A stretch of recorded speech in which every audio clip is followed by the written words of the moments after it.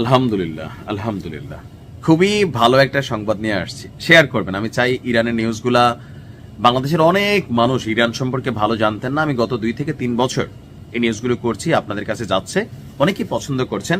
কারণ আমি চাই তো, ভাল লাগে তো একটা মুসলিম রাষ্ট্র এই লেভেলে কন্ট্রোলিং করে পশ্চিমাদের সাথে, আমার কাছে ভাল লাগে, সে কারণে আমি নিউজগুলা করি। বাংলাদেশে একটা কথা প্রায় শোনেন, জনগণ ক্ষমতার উৎস। এটা আমরা শুধু সরকার পতনের সময় দেখি। সারা পৃথিবীতে যখন সরকার পতন হয়, নির্বাচন হয়, নির্বাচনে জনগণ ক্ষমতার উৎস এটা হয় না। আমরা টাকা খাই, সিঙ্গারা খাই, লুঠুস খাই, আমরা অনেক কিছু খাই, যার কারণে জনগণ আসলে স্বেচ্ছায় যে ভোট দেই সবসময় তা না, আমরা সিস্টেমিকলি কন্ট্রোল হই। অনেকে যখন বাংলাদেশ এবং ইরানের প্রেক্ষাপটটা আনেন, আওয়ামী লীগ সরকারের পতনের পিছনে একটা প্রধান কারণ ছিল, পতনের আগ পর্যন্ত সারা বাংলাদেশে কোটি কোটি আওয়ামী লীগ ছিল, কিন্তু যখন সরকার বিরোধী বিক্ষোভ শুরু হইল, তখন আওয়ামী লীগের পক্ষে মাঠে নেমে প্রটেস্ট করবে বড় আকারে, লক্ষ লক্ষ লোক জমায়েত করবে, এটা আওয়ামী লীগ পারে নাই। কেন পারে নাই? জনগণ অসন্তুষ্ট ছিল একটা অংশে। এখন আবার অনেকেই মনে করতেছে যে আওয়ামী লীগই ভালো ছিল।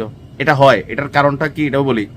একটা সরকার যখন টানা ক্ষমতায় থাকে, যেই সরকার, এই যে আজকে বিএনপির খুব ফেরেস্তা মনে হচ্ছে, কিন্তু বিএনপি তো 2008-9 বিএনপি হারছে না, ভালো হারছে। কেন হারছে?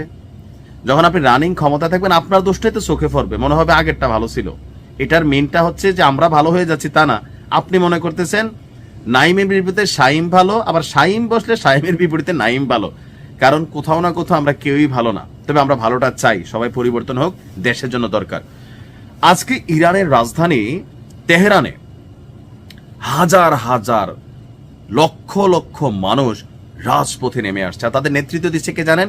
পাটা লাগে বুকের, এটা হচ্ছে ইরানের প্রেসিডেন্ট মাসুদ পেজেশকিয়ান। দেখেন কত বড় ঘটনা ঘটছে সেখানে, তারপরেও প্রেসিডেন্টের সাহস আছে যে আমি মাঠে নামলে মানুষ আসবে। আসছে তো, আশ্চর্যজনক বিষয়। গতি বাইরে গেছে না? অবশ্যই পারছে। এই সরকারপন্থীকে একটা টিম আছে না, আওয়ামী লীগ সরকার মধ্যে আওয়ামী লীগের নেতাকর্মীরা ছিল না, তো তারা কেন সাহস পেল না? কারণ নেতাই তো নাই। 5ই আগস্টের পরে জানলাম আগের থেকে অনেকে ভাগা শুরু করছে, কারণ বুঝতেছিল পতন হবে। কিন্তু ইরান সাহস নিয়ে দাঁড়ায় আছে, কারণ তাদের মধ্যে এইটা আইডিয়া আছে যে জনগণ আপাতত ভুল বুঝে গেছে, তাদেরকে বিভ্রান্ত করা হয়েছে, আমরা বুঝাইলে, মাঠে দাঁড়াইলে আমরা টিকবো। এই কারণে কিন্তু টিকে যাচ্ছে। ইরানের কিন্তু পতন হবে না ইনশাল্লাহ, আমি যা দেখতেছি। রাজধানী তেহরানে এক বিশাল সরকারপন্থী সমাবেশ হয়েছে, আর এখানে যোগ দিয়েছেন প্রেসিডেন্ট মাসুদ পেজেশকিয়ান। সহিংস বিক্ষোভ টানা যেটা চলছিল, অর্থনৈতিক অস্থিরতার প্রেক্ষাপটে সরকার আপনার এই কর্মসূচি আয়োজন করেছে জাতীয় প্রতিরোধ মিছিল। অর্থাৎ জনগণের এক অংশ যারা পশ্চিমা কর্তৃক কন্ট্রোলিং হচ্ছে, তাদেরকে প্রতিরোধ করতে হবে রাষ্ট্রের জন্য। বাংলাদেশে আওয়ামী লীগ গেলে বিএনপি আসবে, সার্বভৌমত্বে হুমকি হবে না। কিন্তু ইরানে সরকার পতন হইলে আমেরিকা খেলবে, দুষ্টপুত্র খেলবে, পশ্চিমারা খেলবে।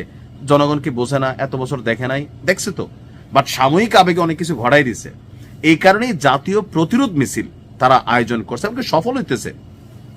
আল জাজিরা বলছে ইরানের বিভিন্ন শহরে, যে শহরগুলোতে আন্দোলন ছড়িয়ে পড়ছিল, সেই শহরে সরকারপন্থীরা সমাবেশ শুরু করেছেন, এমনকি মানুষ জড়ো হচ্ছে।